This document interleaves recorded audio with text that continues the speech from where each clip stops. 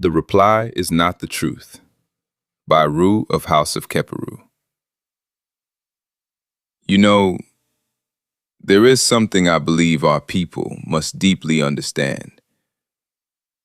A reaction is not the same thing as a revelation.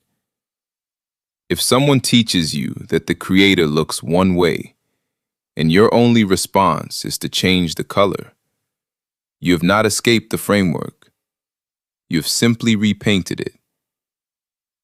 If the colonizer said one image represents ultimate truth, and your answer is simply to replace that image with another, you are still standing inside the same house. You are still playing the same game. The reply to a misconception should never be another misconception. The reply to illusion should always be truth. Changing the color of a figure does not transform a story into reality. It only transforms the direction of the reaction. The deepest prison is not believing one image. It is believing that the image itself is the point.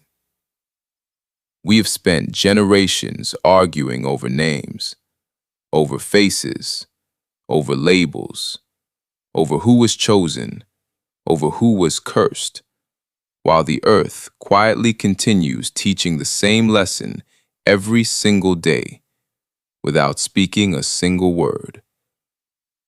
The sun rises without asking for belief.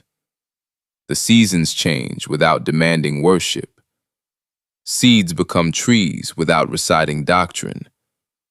Rivers continue flowing whether humanity agrees with them or not. Reality has never asked for permission to remain true. This is why I begin with observation before interpretation.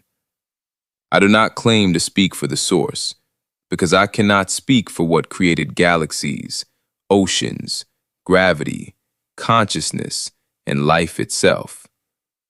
Who among us has earned the right to speak on behalf of the wind? Who has interviewed the sun? Who has questioned the oceans? Who has commanded tomorrow to arrive? Humility is the beginning of wisdom. The source owes humanity no explanation.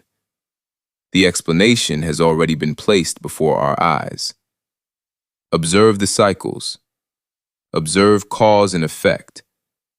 Observe that every action carries a consequence. Observe that balance sustains life, while excess destroys it. Observe that every year the lesson repeats itself, because humanity has not yet learned it. That is why I respect cosmology grounded in observation, not because it claims to explain everything, but because it begins where every human being can verify for themselves. Somewhere along the journey, we became more interested in defending inherited stories than understanding observable reality. We became more interested in proving one another wrong than becoming ourselves. We debate heaven while neglecting the earth beneath our feet.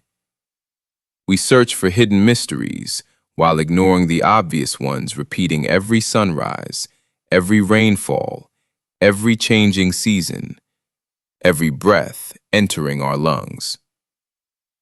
There is no hidden behavior the source wants you to master. The lesson has always been visible. The earth has been demonstrating discipline, transformation, reciprocity, renewal, consequence, and continuity since long before humanity wrote its first scripture. The curriculum has never been hidden, only ignored.